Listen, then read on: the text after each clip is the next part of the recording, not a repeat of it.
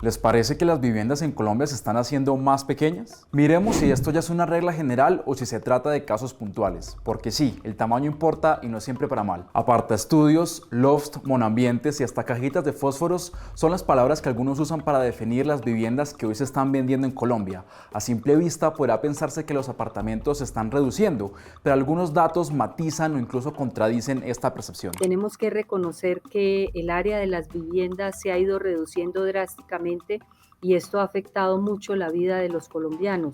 En los 60s y 70s las viviendas sociales tenían 120 metros, en los 80s bajan a 80, en los 90s a 60, en el 2004 incluso tuvimos una normativa nacional que hablaba de 35 metros que afortunadamente fue derogada y en estos momentos hemos venido trabajando con 42 metros. La Cámara Colombiana de la Construcción, Camacol, asegura que los metrajes de vivienda no han cambiado mucho en 2 décadas. Según el gremio, desde 2005, el área promedio de la vivienda de interés social se ha mantenido por encima de 55 metros cuadrados. En cambio, la Novis pasó de un promedio de 128 a 98 metros cuadrados en 2 décadas. Pero quienes han investigado este tema no hablan de una reducción constante en todas las construcciones nuevas. Más bien, señalan que en los últimos años han surgido proyectos puntuales con áreas pequeñas que se salen de lo habitual. Sí, nosotros evaluamos normalmente hacia el 2014, 2017, 2018, y sobre todo como en los municipios aledaños a Bogotá, los metrajes pueden llegar a 65, 60 metros, 55, ¿sí? En Bogotá inclusive hay proyectos cercanos a los 50, 55.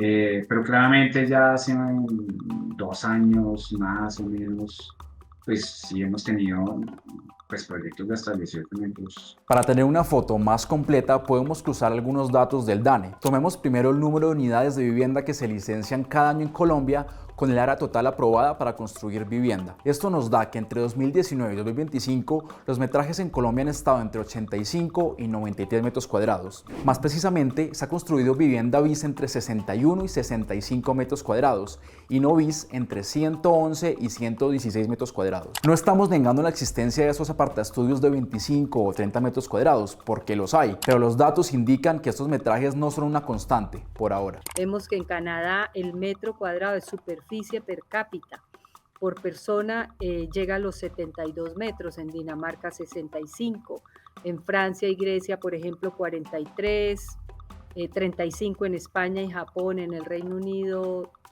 33 y en Hong Kong 15. Esto es lo que se da, cómo está viviendo la gente en esos países. Detrás de los proyectos con áreas reducidas hay razones que vienen de 2 lados, lo que busca el comprador y lo que necesita el constructor para que el negocio funcione. Lo primero es decir que hoy somos menos. Las familias, particularmente hoy, son más pequeñas. Hace 20 años eran de 4 o 5 personas. Hoy en promedio no llegan a 3 miembros. Según Camacol, el 53% de los hogares que buscan vivienda están formados por 1 o 2 personas y el 70% tiene ingresos familiares inferiores a 4 salarios mínimos. En últimas, la oferta termina ajustándose para responder a estas demandas. Del lado del constructor, el precio del suelo es clave. Mientras más alto, más unidades se necesitan para que el proyecto sea viable. Y eso muchas veces significa menos metros por vivienda. En un proyecto típico, este rubro representa entre el 20 y el 25% del presupuesto y en algunos casos lo supera. Pero cuando el terreno es caro, pues las unidades son más pequeñas. Usted mira, y eso es una cosa que ya nos pasa, y es en municipios donde el terreno no es tan caro, pues se pueden ofrecer metros cuadrados de más. El resto de la ecuación se reparte entre construcción, estudios y licencias, financiación, comercialización y la utilidad del constructor. De ahí que las cuentas sean ajustadas, tanto en el presupuesto como en los metros cuadrados disponibles para construir. Más allá de los metros cuadrados, hablemos de calidad. Hoy muchos proyectos no solo ofrecen una vivienda pequeña, sino también un conjunto de servicios y zonas comunes, gimnasios, coworking, terrazas, lo que Camacol llama proyectos integrales. Es cierto que los amenities suman, pero no reemplazan lo esencial. La pandemia lo recordó con fuerza, lo importante sigue estando dentro de casa. Una piscina o un sauna puede hacer la vida más apacible, pero los amenities no siempre funcionan como se promete. Entonces pongo amenities como una piscina, un sauna, un golfito, una sala de teatro, teatrino, una sala de cine, una cantidad, hemos encontrado proyectos con hasta 20 amenities. Pero se usan más que como espacio para la comunidad en realidad, como un gancho de venta y como un tema aspiracional. Y son costos que en el futuro pues van a generar también problemas. Tenemos casos donde inclusive las piscinas ya no saben qué hacer con eso porque no tienen los piscinas, es más barato cerrarlas. O las zonas húmedas sí tenemos casos donde los saunas y demás finalmente pues, cierran.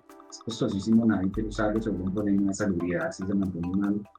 Y entonces hay una discusión ahí, realmente qué es lo que nos interesa de los espacios comunes. Junto a las viviendas pequeñas hay otro fenómeno, la alta densificación, es decir, más casas y apartamentos en el mismo terreno. Se ve cuando tumban esas casas grandes y viejas para construir torres de apartamentos. Esto ayuda a aprovechar mejor el espacio en la ciudad, sí, pero también puede traer sobrecarga en servicios como el agua o el transporte.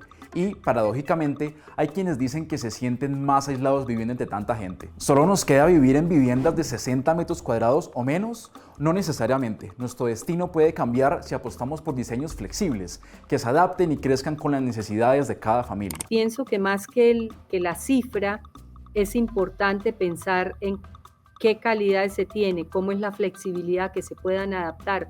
No es lo mismo tener, no sé, 40 metros llenos de paredes con 2 o 3 alcobas pequeñitas donde no cabe ni una cama, a tener un espacio suficiente el cual pueda la familia irlo adaptando e ir creciendo. Ahí entra en juego el proceso de la vivienda incremental o el proceso de construcción y adaptación de los espacios por parte de las familias. Los constructores hablan de un modelo más integral, que ya no se limite a equilibrar tamaño, precio y calidad, sino que busca responder a un comprador más diverso, informado y exigente. Pero lo esperable de aquí en adelante es que las decisiones sobre cómo se vive no se quede solo en manos del mercado o la industria.